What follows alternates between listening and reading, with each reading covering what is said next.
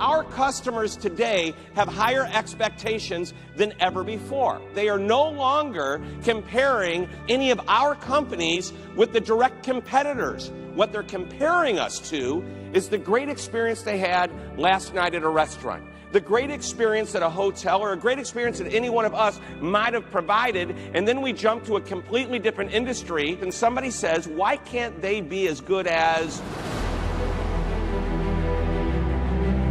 How many people believe it's important to satisfy your customers? Raise your hands if you believe that to be true. Good, everybody's hand goes up. Let me tell you the reality of the situation. There are some studies that say 60 to 70% of satisfied customers don't come back, and here's why. They're just satisfied. You can't just be satisfactory, because satisfactory is a rating. It's right in the middle. It's average. How do you like your haircut? It's fine. Fine is like the F-bomb of customer service. To a lot of people, loyalty means we have to keep our customers for life. If we focus on the next time, every time, ultimately we'll create a lifetime of loyalty.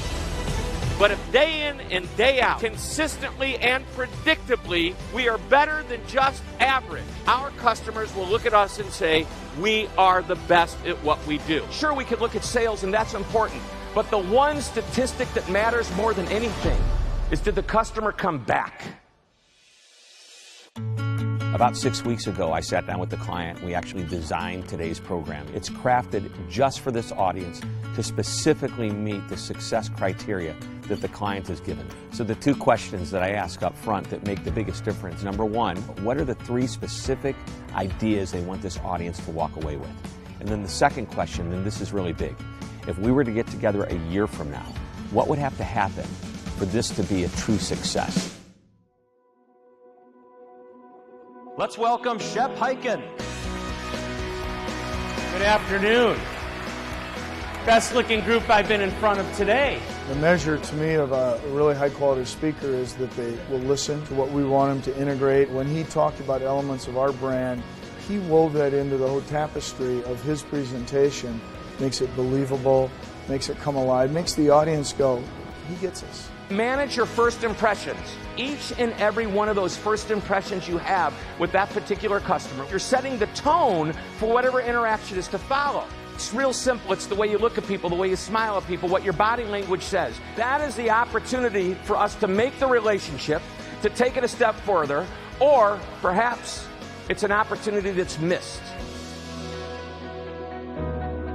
Some people say one thing and they mean something completely different. I am driving down the street one night. My wife looks over at me as we're driving by Baskin & Robbins, you know, the ice cream place, and she says, honey, would you like to stop and get some ice cream?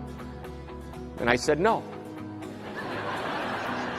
And I kept driving. Could have saved that evening with an extra question. Would you?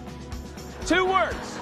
The idea of the extra question will allow us to better understand our customers. It'll allow us to better serve our customers, upsell and cross-sell our customers for the appropriate time. Ask the extra question. Shep is very dynamic, right? He keeps your attention, he's giving you really good information, and then he really helps you to apply that information. I want somebody to share their moment of magic, an example of when they've created a great experience for one of their customers. We were finishing up our grand opening weekend, and a gentleman just got done with his haircut, got in his car, and his car wouldn't start.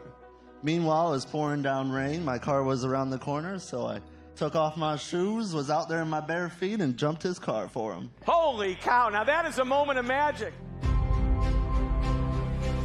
Once we're finished with the speech, that's when I go back and actually type up my notes on that presentation. I want to be able to give my client a recap of exactly the points that I made. It's a great piece that the audience members can use to share with the teams that they work with. I'll go into the audience and I'll ask them, what did you hear that you're going to use? Go ahead, what is your idea? Always ask the extra question. When the rest of the audience members read or hear what their peers and their colleagues are saying about the presentation, what they plan to use, then we start to see content being implemented.